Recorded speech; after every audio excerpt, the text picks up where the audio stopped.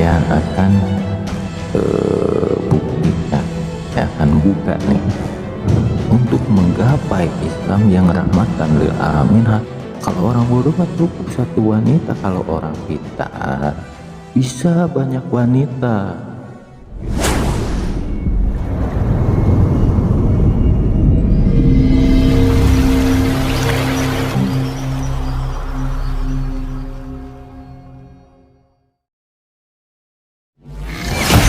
Assalamualaikum warahmatullahi wabarakatuh. Sampurasun kasadayana. Gimana kabarnya semuanya? Baik-baik saja. Saya doakan semua ada dalam kesehatan juga lindungan Allah Subhanahu wa Ta'ala, dan dibentengi dari orang-orang yang berniat mengadu domba antar sesama. Ya, amin amin ya robbal alamin. Kesempatan ini saya ingin memberi hanya ingin berpesan saja bahwa hati-hati dengan orang-orang yang mengajak turun, itu kan. Mari umat Islam kita turun ke jalan ya, untuk melawan pemerintahan gitu ya, atau mengatasnamakan Islam, membela tentang kilometer gitu ya, tentang imam besar gitu, untuk membela itu gitu katanya. Itu jangan pernah mau gitu ya. Karena apa? Karena ya pelajari sajalah gitu ya. Saya akan buktikan, saya akan buka nih. Jadi begini, saya akan buka kenapa ada ajak-ajakan seperti itu.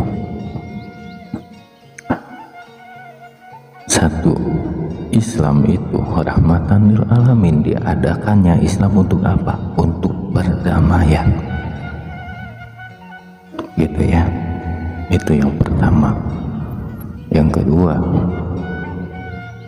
kenapa saya membahas tentang Dajjal terus? Itu kan, pelajari sendiri, sudah ada apa belum di Nusantara ini sekarang? Itu kan, itu yang kedua. Yang ketiga, tentang yang disebut kode amanah. Apa gitu kan? Nah, di sini saya akan rangkum gitu ya. Akan rangkum yang pertama itu Islam. Untuk menggapai Islam yang rahmatan lil alamin harus seperti apa? Gitu kan? Harus seperti apa agar menggapai disebut Islam yang rahmatan lil alamin, membawa perdamaian, begitu ya. Itu yang pertama. Nah, kenapa saya membahas Dajjal, sifat-sifat itu kan, atau anak buahnya? Saya pernah bilang anak buahnya kan sudah ada tuh gitu, yang ketiga dentuman-dentuman itu. Nah, itu semakin menggelegar gitu. Nah, semakin menggelegar. Kalau dari sisi goibnya, mereka tuh masuk gitu, pada menghasut orang-orang seperti gimana yang dihasut? Kebanyakan para alim ulama. Kalau di sini yang ngerti-ngerti agama lah, itu bukan selalu ulama ya. Ya ulama lah kalau Islam gitu kan, kalau agama lain juga ada ulamanya gitu. Nah, seperti itu, yang mengerti agama, tapi orang-orang pintar gitu. Kalau kita makan pada bodoh ya gitu. Mereka mah orang pintar saking pintarnya gitu, jadi tidak bisa membedakan gitu ya, saking pintarnya, saking bangganya dengan pengetahuannya, tidak bisa membedakan mana Tuhan mana Dajjal gitu. Nah, kita adalah orang bodoh gitu ya, jadi jangan sok pintar gitu sama orang bodoh, jangan sok pintar. Ya, setahu orang bodoh makan Islam itu untuk membawa perdamaian ya, bukan untuk berperang. Kalau orang pintar, iya, Islam itu bisa dipakai buat perang. Kalau orang pintar, kalau orang bodoh mah tahunya Islam itu untuk perdamaian adanya gitu ya. Nah, kalau Panji Hitam dalam 3 kode amanah ya, nih kalau Panji Hitam yang dibawa Al-Mahdi gitu kan, cenah itu menurut saya bukan bendera yang dibawa Taliban, yang dibawa ISIS, yang dibawa 212 ketika injak ke sana. Kita sih orang bodoh, nggak ngerti apa-apa gitu ya.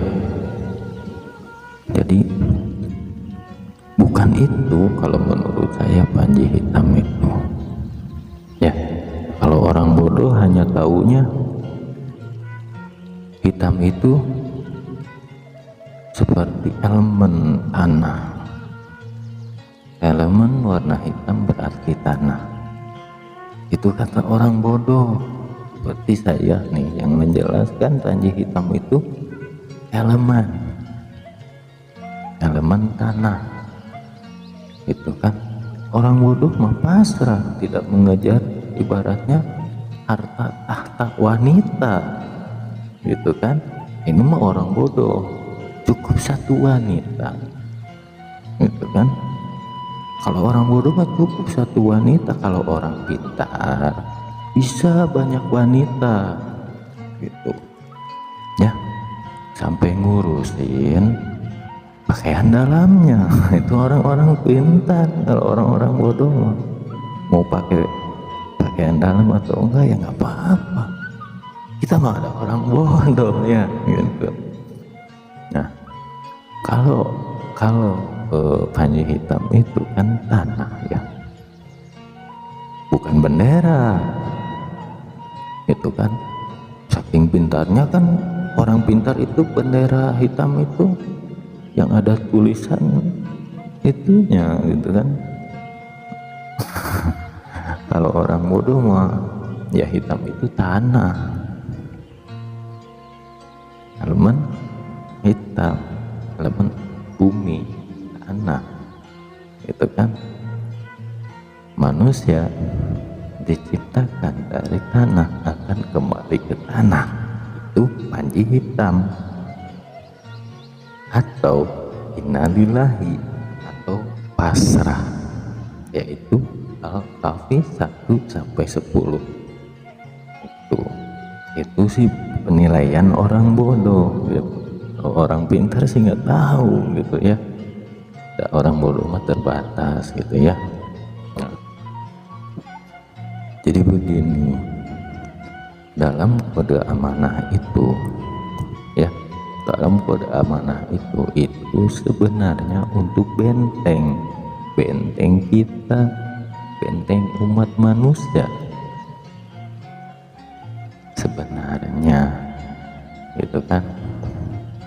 Jadi begini, dalam Al-Kahfi yang menceritakan tentang Yajuj dan Majuj, ada Nabi Zulkarnain gitu ya. Di situ Nabi Zulkarnain kemana perginya? Ke timur, tempat matahari terbit begitu kan.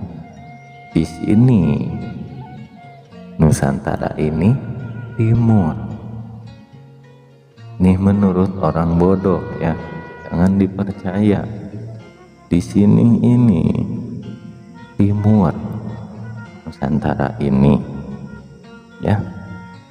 Kalau Arab di mana? Kalau dari Nusantara, Arab di barat, begitu ya. Nah, tanda-tanda kiamat apa? Matahari terbit dari barat, gitu kan? Nah, agar apa? Agar tidak terjadi yang seperti yang digambarkan dalam kiamat itu, matahari harus tetap terbit dari timur, begitu kan? Bener nggak? Bener. Harus tetap terbit dari timur, bukan dari barat. Matahari untuk apa? Matahari untuk menerangi bumi, menerangi untuk kita mendapatkan kehidupan. Matahari ya. Kalau matahari terbit dari barat bukan kehidupan, tapi kehancuran, karena ciri-ciri kiamat. Jadi matahari harus tetap terbit dari timur, ini kata orang bodoh. Kalau orang pintar nggak tahu, mungkin matahari ya emang terbitnya dari barat ya. Mungkin kalau kata orang pintar itu ya, itu kan orang pintar. Kalau saya masih orang bodoh, bebas aja. Kalau orang bodoh mau ngomong, mau disebut orang gila juga nggak apa-apa lah. Yang penting matahari tetap terbit dari timur. Nah, kenapa dalam Al-Kahfi Zulkarnain pergi ke tempat matahari terbit timur, dan di situ Zulkarnain disuruh membuat benteng, membentengi Ya'juj dan Ma'juj dengan bantuan apa? Masyarakat setempat, bekerja sama dengan masyarakatnya untuk membentengi Ya'juj dan Ma'juj. Ya'juj dan Ma'juj apa? Makhluk penghancur kan? Ya. Kenapa di timur tempat matahari terbit? Gitu kan? Itu dalam Al-Kahfi. Al-Kahfi yang menceritakan tentang Zulkarnain, agar Ya'juj dan Ma'juj tidak bisa merusak. Sementara Ya'juj dan Ma'juj itu bisa keluar setelah Dajjal, kan begitu ya. Nah, di Nusantara ini saat ini sudah ada belum Dajjal? Sudah ada belum Dajjal, gitu kan ya. Dalam hadis Al-Mahdi, panji hitam bukan bendera Taliban, bukan ISIS, gitu kan? Benar? Tapi elemen bumi, elemen tanah, elemen hitam, warna elemen tanah. Innalillahi, asal dari tanah kembali ke tanah, gitu kan? Dan pasrah. Apa jadi kalau kita rangkumkan ya, gak perlu saya ngomong, gak perlu ngomong, ibaratnya gak perlu saya bicara apa yang akan terjadi di Nusantara ini kalau masyarakat di sini sampai terdoktrin oleh orang-orang yang mengatasnamakan agama Islam. Hati-hati, atau orang-orang yang mengatasnamakan agama, hati-hati, gitu ya.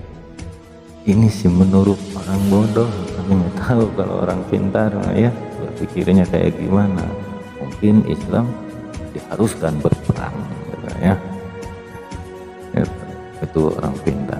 Kalau orang pintar mah bebas-bebas aja, gitu ya. Sama orang bodoh yang hidupnya selalu tertindas. Hidup orang bodoh itu selalu tertindas dari orang-orang pintar. Pintar kodek ya, pintar nyembunyiin uang pintar nyembunyiin kebenaran gitu ya. Terus pintar memutarbalikkan fakta, ya itu orang pintar. Kita mah orang bodoh, ya terima aja ya lah ya, ya nggak usah bingung-bingung gitu ya. Orang apa, orang bodoh mah begitu saja.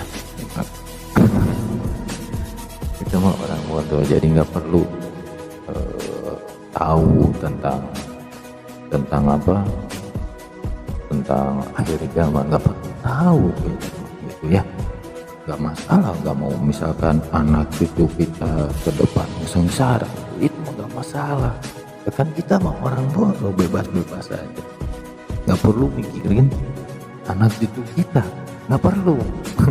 Ya biarin orang pintar saja yang bekerja begitu ya.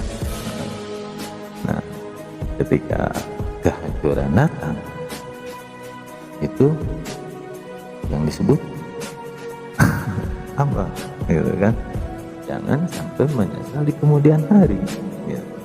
Nah intinya dalam kode amanah itu, kita diamanahkan untuk menjaga apa, menjaga ini bumi. Innalillahi ya, menjaga ini ya, innalillahi.